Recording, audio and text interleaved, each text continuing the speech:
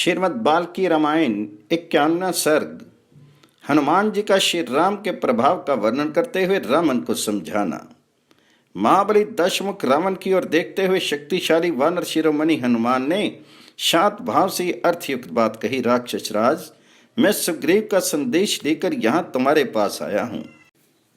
वानर राज, सुग्रीव तुम्हारे भाई हैं, इसी नाते उन्होंने तुम्हारा कुशल समाचार पूछा है। अब तुम अपने भाई महात्मा सुग्रीव का संदेश, धर्म और अर्थयुक्त वचन जो इस लोक और परलोक में भी लाभदायक हैं, सुनो। अभी हाल में ही दशरथ नाम से प्रसिद्ध एक राजा हो गए हैं, जो पिता की भांति प्रजा के हितैषी, इंद्र के समान तेजस्वी तथा रथ, हाथी, घोड़े आदि से संपन्न थे। उनके परम प्रिय ज्येष्ठ पुत्र महातेजस्वी, प्रभावशाली, महाबाहु श्री रामचंद्र जी पिता की आज्ञा से धर्म मार्ग का आश्रय लेकर अपनी पत्नी सीता और भाई लक्ष्मण के साथ दंडकारण्य में आए थे। सीता विदेह देश के राजा महात्मा जनक की पुत्री है। जन्म स्थान में आने पर श्री राम पत्नी सीता कहीं खो गई है। राजकुमार श्री राम अपने भाई के साथ उन्हीं सीता देवी की खोज करते हुए ऋष्यमुख पर्वत पर और आए और सुग्रीव से मिले। सुग्रीव ने उनसे सीता को ढूंढ निकालने का प्रतिज्ञा की और श्री राम ने सुग्रीव को वानरों का राज्य दिलाने का वचन दिया। तत्पश्चात राजकुमार श्री रामचंद्र जी ने युद्ध में बाली को मारकर सुग्रीव को किष्किंधा के राज्य पर स्थापित कर दिया। इस समय सुग्रीव वानरों और भालुओं के समुदाय के स्वामी हैं। वानर राज बाली को तो तुम पहले से ही जानते हो। उस वानर वीर को युद्ध भूमि में श्री राम ने एक ही बाण से मार गिराया था। अब सत्य प्रतिज्ञ सुग्रीव सीता की खोज निकालने के लिए व्यग्र हो उठे हैं। उन वानर राज ने समस्त दिशाओं में वानरों को भेजा है। इसमें सैकड़ों, हजारों और लाखों वानर संपूर्ण दिशाओं तथा आकाश और पाताल में भी सीता जी की खोज कर रहे हैं। उन वानर वीरों में से कोई गरुड़ के समान वेगवान है तो कोई वायु के समान। उनकी गति कहीं नहीं रुकती है। वे कपि वीर, शीघ्रगामी और महाबली हैं। मेरा नाम हनुमान है। मैं वायु देवता का औरस पुत्र हूँ। सीता का पता लगाने और तुमसे मिलने के लिए 100 योजन विस्तृत समुद्र को लांघ कर तीव्र गति से यहाँ आया हूँ। घूमते घूमते तुम्हारे अंतःपुर में मैंने जनक नंदिनी सीता को देखा है। महामते, तुम धर्म और अर्थ के तत्व को जानते हो। तुमने बड़े भारी तप का संग्रह किया है, अतः दूसरे की स्त्री को अपने घर में रोक रखना तुम्हारे लिए कदापि उचित नहीं है। धर्म विरुद्ध कार्यों में बहुत से अनर्थ भरे रहते हैं। वे कर्ता का जड़ मूल से नाश कर डालते हैं। अतः तुम जैसे बुद्धिमान पुरुष ऐसे कार्यों में नहीं प्रवृत्त होते। देवताओं और असुरों में से भी कौन ऐसा वीर है जो श्री रामचंद्र जी के क्रोध करने के पश्चात लक्ष्मण के छोड़े हुए बाणों के सामने ठहर सके? राजन, तीनों लोकों में एक भी ऐसा प्राणी नहीं है जो भगवान श्री राम का अपराध करके सुखी रह सके। इसलिए मेरी धर्म और अर्थ के अनुकूल बात जो तीनों कालों में हितकर है मान लो और जानकी जी को श्री रामचंद्र जी के पास लौटा दो। मैंने इन देवी सीता का दर्शन कर लिया। जो दुर्लभ वस्तु थी उसे यहाँ पा लिया। इसके बाद जो कार्य शेष है उसके साधन में श्री रघुनाथ जी ही निमित्त हैं। मैंने यहाँ सीता की अवस्था को लक्ष्य किया है। वे निरंतर शोक में डूबी रहती हैं। सीता तुम्हारे घर में 5 फन वाली नागन के समान निवास करती हैं, जिन्हें तुम नहीं जानते हो। जैसे अत्यंत विष मिश्रित अन्न को खाकर कोई उसे बलपूर्वक नहीं पचा सकता, उसी प्रकार सीता जी की अपनी शक्ति से पचा लेना देवताओं और असुरों के लिए भी असंभव है। तुमने तपस्या का कष्ट उठाकर धर्म के फल स्वरूप जो ये ऐश्वर्य का संग्रह किया है तथा शरीर और प्राणों को चिरकाल तक धारण करने की शक्ति प्राप्त की है, उसका विनाश करना उचित नहीं।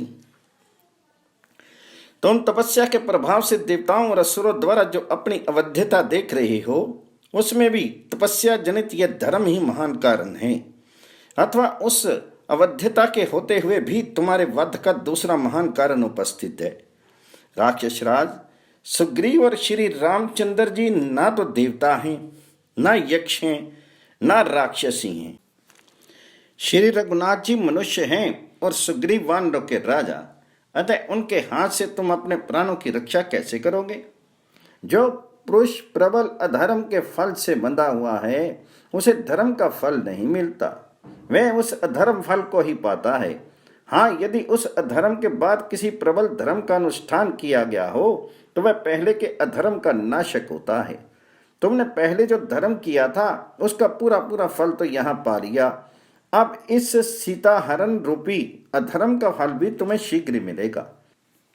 जानस्थान के राक्षसों का संहार, बाली का वध और श्री राम तथा सुग्रीव की मैत्री, इन तीनों कार्यों को अच्छी तरह समझ लो। इसके बाद अपने हित का विचार करना।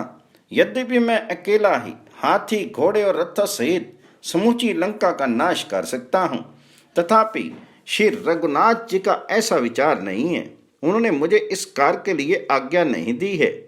जिन लोगों ने सीता का तिरस्कार किया है उन शत्रुओं का स्वयं ही संहार करने के लिए श्री रामचंद्र जी ने वानरों और भालुओं के सामने प्रतिज्ञा की है। भगवान श्री राम का अपराध करके साक्षात इंद्र भी सुख नहीं पा सकते, फिर तुम्हारे जैसे साधारण लोगों की तो बात ही क्या है। जिनको तुम सीता के नाम से जानते हो और जो इससे तुम्हारे अंतःपुर में मौजूद हैं, उन्हें संपूर्ण लंका का विनाश करने वाली काल रात्रि समझो। सीता का शीर धारण करके तुम्हारे पास काल की फांसी आ पहुंची है, उसमें स्वयं गला फंसाया ठीक नहीं है। अतः अपने कल्याण की चिंता करो।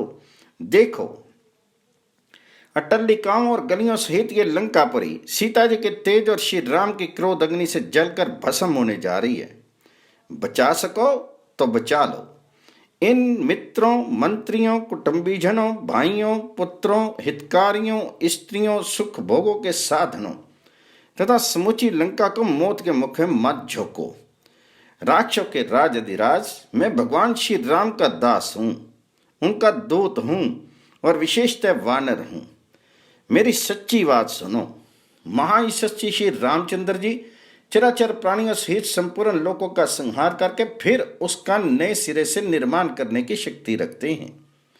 भगवान श्री राम श्री विष्णु के तुल्य पराक्रमी हैं। देवता, असुर, मनुष्य, यक्ष, राक्षस, सर्प, विद्याधर, नाग, गंधर्व, मृग, सिद्ध, किन्नर, पक्षी एवं अन्य समस्त प्राणियों में कहीं किसी समय कोई भी ऐसा नहीं है जो श्री रघुनाथ जी के साथ लोहा ले सके। संपूर्ण लोकों के अधीश्वर राज सिंह श्री राम का ऐसा महान अपराध करके तुम्हारा जीवित रहना कठिन है। निशाचर राज श्री रामचंद्र जी तीनों लोकों के स्वामी हैं। देवता, दैत्य, गंधर्व, विद्याधर, नाग तथा यक्ष ये सब मिलकर भी युद्ध में उनके सामने नहीं टिक सकते। चार मुखों वाले शंभु ब्रह्मा, तीन नेत्रों वाले त्रिपुरनाशक रुद्र अथवा देवताओं के स्वामी महान ऐश्वर्यशाली इंद्र भी सम्रांगन में श्री रघुनाथ जी के सामने नहीं ठहर सकते। वीर भाव से निर्भयता पूर्वक भाषण करने वाले महाकवि हनुमान जी की बातें बड़ी सुंदर एवं युक्ति युक्त थी, तथापि वे रावण को अप्रिय लगी। उन्हें सुनकर अनुपम शक्तिशाली दशानन रावण ने क्रोध से आंखें त्रेत कर सेवकों को उनके वध के लिए आज्ञा दे दी। वानर शिरोमणि महात्मा हनुमान जी का वचन सुनकर क्रोध से तमतमाए हुए रावण ने अपने सेवकों को आज्ञा दी कि इस वानर का वध कर डालो। दुरात्मा रावण ने जब उसके वध की आज्ञा दी तब विभीषण भी वहीं थे। उन्होंने उस आज्ञा का अनुमोदन नहीं किया, क्योंकि हनुमान जी अपने को सुग्रीव एवं श्री राम का दूत बता चुके थे। एक और राक्षस राज रावण क्रोध से भरा हुआ था, दूसरी ओर वह दूत के वध का कार्य उपस्थित था। ये सब जानकर यथोचित कार्य के संपादन में लगे हुए विभीषण ने समयोचित कर्तव्य का निश्चय किया।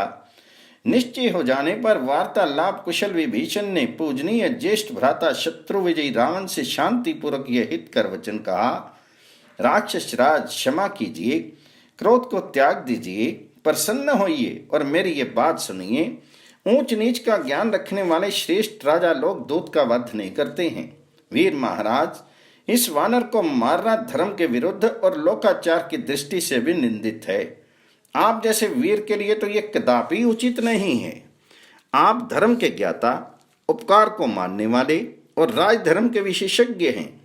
भले बुरे का ज्ञान रखने वाले और परमार्थ के ज्ञाता हैं। यदि आप जैसे विद्वान भी रोष के वशीभूत हो जाएं, तब तो समस्त शास्त्रों का पांडित्य प्राप्त करना केवल श्रम ही होगा। अतः शत्रु का संहार करने वाले दुर्जय राक्षस राज, आप प्रसन्न होइए और उचित अनुचित का विचार करके दूत के योग्य किसी दंड का विधान कीजिए। विभीषण की बात सुनकर राक्षस का स्वामी रावण महान कोप से भरकर उन्हें उत्तर देता हुआ बोला, शत्रुसूदन, पापियों का वध करने में पाप नहीं है। इस वानर ने वाटिका का विध्वंस तथा राक्षसों का वध करके पाप किया है, इसलिए अवश्य इसका वध करूंगा। रावण का वचन अनेक दोषों से युक्त और पाप का मूल था। वे श्रेष्ठ पुरुषों के योग्य नहीं था। उसे सुनकर बुद्धिमानों में श्रेष्ठ विभीषण ने उत्तम कर्तव्य का निश्चय कराने वाली बात कही। लंकेश्वर, प्रसन्न होइए राक्षस राज, मेरे धर्म और अर्थ तत्व से युक्त वचन को ध्यान देकर सुनिए। राजन, सत्पुरुषों का कथन है कि दूत कहीं किसी समय भी वध करने योग्य नहीं होते। इसमें संदेह की ये बहुत बड़ा शत्रु है, क्योंकि इसने वह अपराध किया है जिसकी कहीं तुलना नहीं है। तथापि सत्पुरुष दूत का वध करना उचित नहीं बताते हैं। दूत के लिए अन्य प्रकार के बहुत से दंड देखे गए हैं। किसी अंग को भंग या विकृत कर देना, कोड़े से पिटवाना, सिर मुंडवा देना तथा शीर में कोई चिन्ह दाग देना, यही दंड दूत के लिए उचित माने गए हैं। उनके लिए वध का दंड तो मैंने कभी नहीं सुना है। आपकी बुद्धि धर्म और अर्थ की शिक्षा से युक्त है। आप ऊंच नीच का विचार करके कर्तव्य का निश्चय करने वाले हैं। आप जैसा नित्यज्ञ पुरुष कोप के अधीन कैसे हो सकता है, क्योंकि शक्तिशाली पुरुष क्रोध नहीं करते हैं। वीर, धर्म की व्याख्या करने, लोकाचार का पालन करने अथवा शास्त्रीय सिद्धांत को समझने में आपके समान दूसरा कोई नहीं है। आप संपूर्ण देवताओं और असुरों में श्रेष्ठ हैं। पराक्रम और उत्साह से संपन्न जो मनुष्य, देवता और असुर हैं, उनके लिए भी आप पर विजय पाना अत्यंत कठिन है। आप अप्रमेय शक्तिशाली हैं। आपने अनेक युद्धों में बारंबार देवेश्वरों तथा नरेशों को पराजित किया है। देवताओं और दैत्यों से भी शत्रुता रखने वाले ऐसे आप अपराजित शूरवीर का पहले कभी शत्रु पक्षी वीर मन से भी पराभव नहीं कर सके हैं। जिन्होंने सिर उठाया वे तत्काल प्राणों से हाथ धो बैठे। इस वानर को मारने में मुझे कोई लाभ नहीं दिखाई देता। जिन्होंने इसे भेजा है उन्हीं को ये प्राण दंड दिया जाए। ये भला हो या बुरा, शत्रुओं ने इसे भेजा है, अतः ये उन्हीं के स्वार्थ की बात करता है। दूत सदा अपराधहीन होता है, अतः वे वध के योग्य नहीं होता है। राजन, इसके मारे जाने पर मैं दूसरे किसी ऐसे आकाशचारी प्राणी को नहीं देखता जो शत्रु के समीप से महासागर के इस पार ही रह सके। ऐसी दशा में शत्रु की गतिविधि का आपको पता नहीं लग सकेगा। अतः शत्रु नगरी पर विजय पाने वाले महाराज, आपको इस दूत के वध के लिए कोई प्रयत्न नहीं करना चाहिए। आप तो इस योग्य हैं कि इंद्र सहित संपूर्ण देवताओं पर चढ़ाई कर सकें। युद्ध प्रेमी महाराज, इसके नष्ट हो जाने पर मैं दूसरे किसी प्राणी को ऐसा नहीं देखता जो आपसे विरोध करने वाले उन दोनों स्वतंत्र प्रकृति के राजकुमारों को युद्ध के लिए तैयार कर सके। राक्षसों के हृदय को आनंदित करने वाले वीर, आप देवताओं और दैत्यों के लिए भी दुर्जय हैं। अतः प्रकर्म और उत्साह से भरे हुए हृदय वाले इन राक्षसों के मन में जो युद्ध करने का हौसला बढ़ा हुआ है, उसे नष्ट कर देना आपके लिए कदापि उचित नहीं है। मेरी राय तो यह है कि इस विरह दुख से विकल चित्त राजकुमारों को कैद करके शत्रुओं पर आपका प्रभाव डालने, दबदबा जमाने के लिए आपकी आज्ञा से थोड़ी सी सेना के साथ कुछ ऐसे योद्धा यहाँ से यात्रा करें जो हितैषी, शूरवीर, सावधान, अधिक गुण वाले, महान कुल में उत्पन्न, मनस्वी, शस्त्रधारियों में श्रेष्ठ, अपने रोष और जोश के लिए प्रशंसित तथा अधिक वेतन देकर अच्छी तरह पाले पोसे गए हों। अपने छोटे भाई विभीषण के इस उत्तम और प्रिय वचन को सुनकर निशाचरों के स्वामी और देवलोक के शत्रु महाबली राक्षस राज रावण ने बुद्धि से सोच विचार कर इसे स्वीकार कर लिया। छोटे भाई महात्मा विभीषण की बात देश और काल के उपयुक्त एवं हितकर थी। उसको सुनकर दशानन ने इस प्रकार उत्तर दिया, विभीषण, तुम्हारा कहना ठीक है। वास्तव में दूत के वध की बड़ी निंदा की गई है, परंतु वध के अतिरिक्त दूसरा कोई दंड इसे अवश्य देना चाहिए। वानरों को अपनी पूंछ बड़ी प्यारी होती है, वही इसका आभूषण है। अतः जितना जल्दी हो सके इसकी पूंछ जला दो। जरी पूंछ लेकर ही ये यहाँ से जाए, वहां इसके मित्र, कुटुंबी, भाई, बंधु तथा हितैषी सुहृद इसे अंग भंग के कारण पीड़ित एवं दीन अवस्था में देखें। फिर राक्षस राज रावण ने आज्ञा दी कि राक्षसगण इसकी पूंछ में आग लगाकर इसे सड़कों और चौराहों सहित समूचे नगर में घुमावें। स्वामी का यह आदेश सुनकर क्रोध के कारण कठोरतापूर्ण वर्ताव करने वाले राक्षस हनुमान जी की पूंछ में पुराने सूती कपड़े लपेटने लगे। जब उनकी पूंछ में वस्त्र लपेटा जाने लगा, उस समय वनों में सूखी लकड़ी पाकर भभक उठने वाली आग की भांति उस महाकवि का शीर बढ़कर बहुत बड़ा हो गया। राक्षसों ने वस्त्र लपेटने के पश्चात उनकी पूंछ पर तेल छिड़क दिया और आग लगा दी। तब हनुमान जी का हृदय रोष से भर गया। उनका मुख प्रातःकाल के सूर्य की भांति अरुण आभा से उद्भासित हो उठा। वे अपनी जलती ही पूंछ से ही राक्षसों को पीटने लगी। तब क्रूर राक्षसों ने मिलकर पुनः उस वानर शिरोमणि को कसकर बांध दिया। ये देखकर स्त्रियों, बालकों और वृद्धों सहित समस्त निशाचर बड़े प्रसन्न हुए। तब वीरवर हनुमान जी बंधे बंधे ही उस समय के योग्य विचार करने लगे। यद्यपि मैं बंधा हुआ हूं तो भी इन राक्षसों का मुझ पर जोर नहीं चल सकता। इन बंधनों को तोड़कर मैं ऊपर उछल कर जाऊंगा और पुनः इन्हें मार सकूंगा। मैं अपने स्वामी श्री राम के हित के लिए विचर रहा हूं, तो भी ये दुरात्मा राक्षस अपने राजा के आदेश से मुझे बांध रहे हैं और इससे मैं कुछ कर चुका हूं, उसका बदला नहीं पूरा हो सका है। मैं युद्ध स्थल में अकेला ही इन समस्त राक्षसों का संहार करने में पूर्णतः समर्थ हूं, किंतु इस समय श्री रामचंद्र जी की प्रसन्नता के लिए मैं ऐसे बंधन को चुपचाप सह लूंगा। ऐसा करने से मुझे पुनः समूची लंका में विचरने और इसके निरीक्षण करने का अवसर मिलेगा, क्योंकि रात में घूमने के कारण मैंने दुर्ग रचना की विधि पर दृष्टि रखते हुए इसका अच्छी तरह अवलोकन नहीं किया था। अतः सवेरा होने पर मुझे अवश्य लंका देखनी है। भले ही राक्षस मुझे बारंबार बांधे, पूंछ में आग लगाकर पीड़ा पहुंचाएं, मेरे मन में इसके कारण तनिक भी कष्ट नहीं होगा। तंत्र वे क्रूर कर्मा राक्षस अपने दिव्य आकार को छिपाए रखने वाले सत्तगुणशाली महान वानर वीर कवि कुंजर हनुमान जी को पकड़कर बड़े हर्ष के साथ ले चले और शंख एवं भेरी बजाकर उनके रावण ध्रुव आदि अपराधों की घोषणा करते हुए उन्हें लंकापुरी में सब और घुमाने लगे। शत्रु दमन हनुमान जी बड़ी मौज से आगे बढ़ने लगे। समस्त राक्षस उनके पीछे पीछे चल रहे थे। महाकवि हनुमान जी राक्षसों की उस विशाल पुरी में विचरते हुए उसे देखने लगे। उन्होंने वहां बड़े विचित्र विमान देखे। परकोटे से घिरे हुए कितने ही भूभाग, पृथक पृथक बने हुए सुंदर चबूतरे, घनी बहुत गृह पंक्तियों से घिरी हुई सड़कें, चौराहे, छोटी बड़ी गलियां और घरों के मध्य भाग, इन सब को वे बड़े गौर से देखने लगे। सब राक्षसों ने चौराहों पर 4 खंबे वाले मंडपों में तथा सड़कों पर घुमाने और जासूस कहकर उनका परिचय देने लगे। भिन्न भिन्न स्थानों में जलती पूंछ वाले हनुमान जी को देखने के लिए वहां बहुत से बालक, वृद्ध, स्त्रियां कौतूहलवश घर से बाहर निकल आती थी। हनुमान जी की पूंछ में जब आग लगाई जा रही थी, उस समय भयंकर नेत्र वाली राक्षसियों ने सीता देवी के पास जाकर उनसे अप्रिय समाचार कहा। सीते, जिस लाल मुंह वाले बंदर ने तुम्हारे साथ बातचीत की थी, उसकी पूंछ में आग लगाकर उसे सारे नगर में घुमाया जा रहा है। अपने अपहरण की ही भांति दुख देने वाली ये क्रूरतापूर्ण बात सुनकर विधेय नंदिनी सीता शोक से संतप्त हो उठी और मन ही मन अग्निदेव की उपासना करने लगी।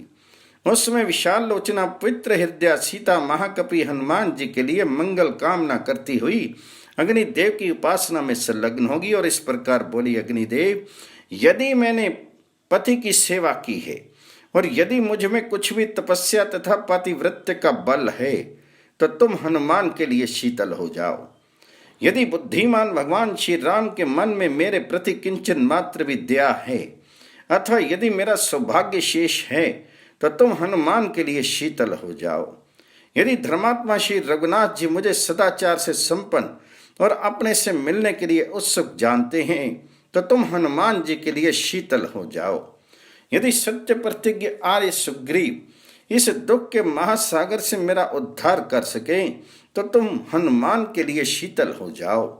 मृगनयनी सीता के इस प्रकार प्रार्थना करने पर तीखी लपटों वाले अग्निदेव मानो उन्हें हनुमान के मंगल की सूचना देते हुए शांत भाव से जलने लगे। उनकी शिखा प्रदक्षिण भाव से उठने लगी। हनुमान के पिता वायु देवता भी उनकी पूंछ में लगी हुई आग से युक्त होकर बर्फीली हवा के समान शीतल और देवी सीता के लिए स्वस्थकारी सुखद होकर बहने लगे। उधर पूंछ में आग लगाई जाने पर हनुमान जी सोचने लगे, अहो ये आग सब ओर से प्रज्वलित होने पर भी मुझे जलाती क्यों नहीं है। इसमें इतनी ऊंची ज्वाला उठती दिखाई देती है, तथापि ये आग मुझे पीड़ा नहीं दे रही है। मालूम होता है मेरी पूंछ के अग्रभाग में बर्फ का ढेर रख दिया गया है, अथवा उस दिन समुद्र को लांघते समय मैंने सागर में श्री रामचंद्र जी के प्रभाव से पर्वत के प्रकट होने को आश्चर्यजनक घटना देखी थी। उसी तरह आज ये अग्नि की शीतलता भी व्यक्त हुई है। यदि श्री राम के उपकार के लिए समुद्र और बुद्धिमान मेनाक के मन में वैसी आदरपूर्ण उतावली देखी गई, तो क्या अग्निदेव उन भगवान के उपकार के लिए शीतलता नहीं प्रकट करेंगे। निश्चय ही भक्ति सीता की दया, श्री रघुनाथ जी के तेज तथा मेरे पिता की मैत्री के प्रभाव से अग्निदेव मुझे जला नहीं रहे हैं। तदंतर कवि कुंजर हनुमान ने पुनः एक मुहूर्त तक इस प्रकार विचार किया, मेरे जैसे पुरुष का यहाँ इन नीच निशाचरों द्वारा बांधा जाना कैसे उचित हो सकता है। पराक्रम रहते हुए मुझे अवश्य इसका प्रतिकार करना चाहिए। ये सोचकर वे वेगशाली महाकपि हनुमान, जिन्हें राक्षसों ने पकड़ रखा था, उन बंधनों को तोड़कर बड़े वेग से ऊपर को उछले और गर्जना करने लगे। उस समय भी उनका शीर रस्सियों से बंधा ही था। उछलकर वे श्रीमान पवन कुमार पर्वत शिखर के समान ऊंचे नगर द्वार पर जा पहुंचे, जहाँ राक्षसों की भीड़ नहीं थी। पर्वताकार होकर भी वे मनस्वी हनुमान पुनः क्षण भर में बहुत ही छोटे और पतले हो गए। इस प्रकार उन्होंने अपने सारे बंधनों को निकाल फेंका। उन बंधनों से मुक्त होते ही तेजस्वी हनुमान जी फिर पर्वत के समान विशालकाय हो गए। उस समय उन्होंने जब इधर उधर दृष्टि डाली, तब उन्हें फाटक के सारे रखा हुआ एक परिग दिखाई दिया। काले लोहे के बने हुए उस परिग को लेकर महाबाहु पवन पुत्र ने वहां के समस्त रक्षकों को फिर मार गिराया। उन राक्षसों को मारकर रणभूमि में प्रचंड पराक्रम प्रकट करने वाले हनुमान जी पुनः लंकापुरी का निरीक्षण करने लगे। उस समय जलते ही पूंछ से जो ज्वालाओं की माला सी उठ रही थी, उससे अलंकृत हुए वह वानर वीर तेज पुंज से दीप्यमान सूर्य देव के समान प्रकाशित हो रहे थे। इस प्रकार श्री वाल्मीकि निर्मित आर्ष रामायण आदि काव्य के सुंदर कांड में 51वां 52वां 53वां सर्ग पूर्ण हुआ।